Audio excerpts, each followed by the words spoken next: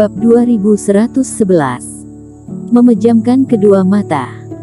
Eric Kin melihat perubahan ekspresi Charlie Cao. Dia pun mengetahui tebakan dia benar. Tapi, tidak ada bukti, kamu hanya sekedar mengetahui. Eric Kin mengayunkan tangan, sebuah reiki langsung mengikat Charlie Cao dan mengantar dia ke ujung gua. Sedangkan sampai di pusat tengah gua, saat ini terlihat formasi menyelimuti gua. Ada banyak benang melilit di energi hitam yang ada di dalam tubuh Febrina Tang, seolah-olah terus menarik keluar. Saat ini ekspresi Charlie Cao kembali berubah. Meskipun ini bukan formasi yang dirinya buat, tapi dia bisa diutus Huo Zong untuk menjaga formasi, tentu saja karena dirinya sangat mahir terhadap teknik formasi.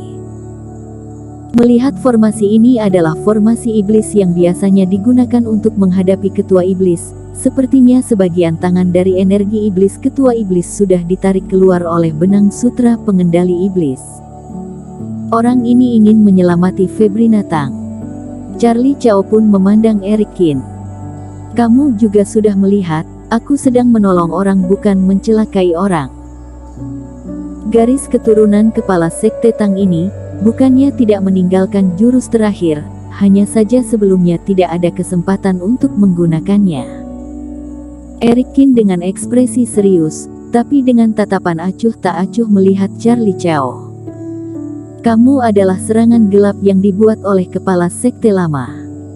Jesse Tang yang di samping, dengan pusing membuka lebar matanya, hati Charlie Cao pun berdetak cepat.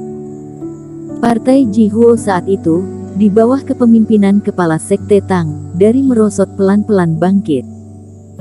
Sejarah ini, dirinya juga mengalami langsung, terhadap kekuatan kultivasi kepala sekte Tang. Charlie Cao juga sangat mengagumi.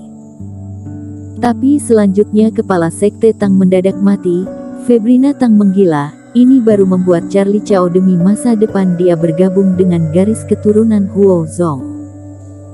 Tapi kepala sekte Tang sudah bertahun-tahun mengurus partai Jihuo, mana mungkin akan dengan mudah dicelakai orang lain, tidak meninggalkan sedikit jalan mundur.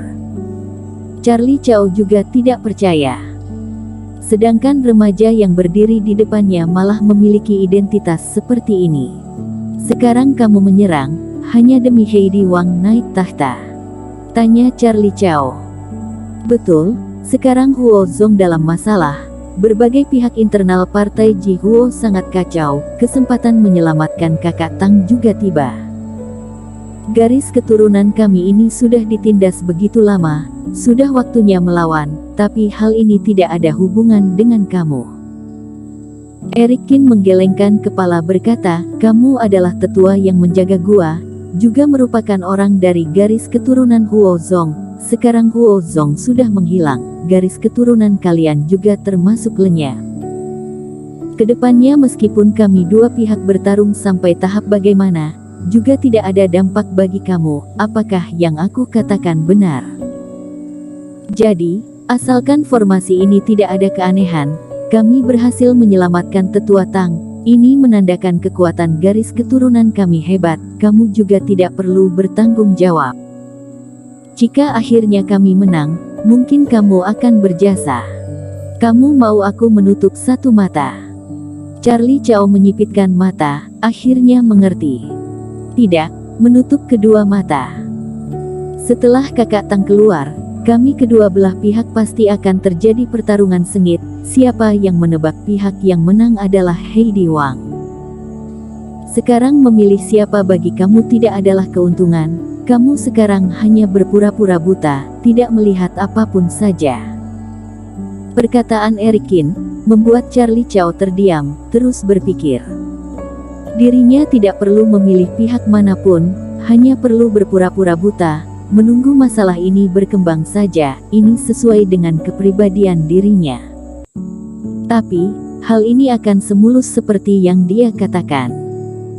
Aku dan kamu pertama kali berjumpa. Kamu tidak percaya denganku juga wajar, tapi aku tidak ada kesabaran menunggu kamu pelan-pelan berpikir. Sekarang hanya ada dua pilihan, setuju atau aku membunuhmu.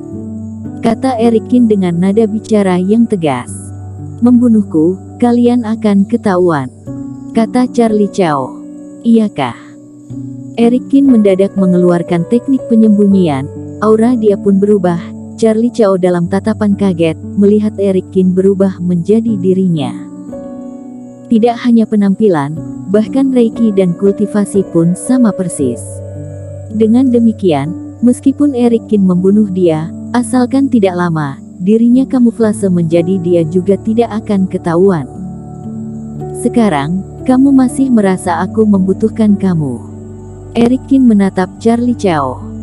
Aku menyetujuinya, kata Charlie Cao sambil menundukkan kepala dan menghirup napas dalam-dalam. Tapi sebelumnya aku ingin mengatakan, masalah ini aku tidak ikut campur, paling-paling aku tidak akan menghalangi kalian keluar masuk formasi, tapi jangan harap aku bisa membantu yang lain. Lalu aku ingin bertanya, aku mengetahui jejak kamu, apakah kamu sengaja? Apa yang kamu katakan betul? Eric Kin tersenyum, sudah mendapat janji seperti ini sudah cukup. Dirinya membohongi Charlie Cao masuk ke sini, juga karena ini. Dengan demikian, dirinya keluar masuk gua ini tidak perlu menunggu formasi ini dalam keadaan lemah di tengah malah baru menyelinap masuk, melainkan bisa dengan terang-terangan masuk. Jesse Tang yang ada di samping pun kaget. Charlie Cao sudah setuju, ini berarti dirinya tidak perlu sembunyi diam-diam berjumpa dengan bibinya. Tentu saja, jika bibinya diselamatkan, dirinya juga tidak perlu menguras tenaga datang ke gua ini. Tapi Charlie Cao bisa menyadari mereka berdua ternyata Eric Kin sengaja melakukannya, membuat Jesse Tang merasa bingung. Dirinya sudah kaget setengah mati, mengira akan muncul masalah besar. Mengeluarkan pil racun, menyuruh Charlie Cao menelannya. Eric Kin mengayunkan tangan, membuka ikatan reiki yang ada di badannya. Bersambung.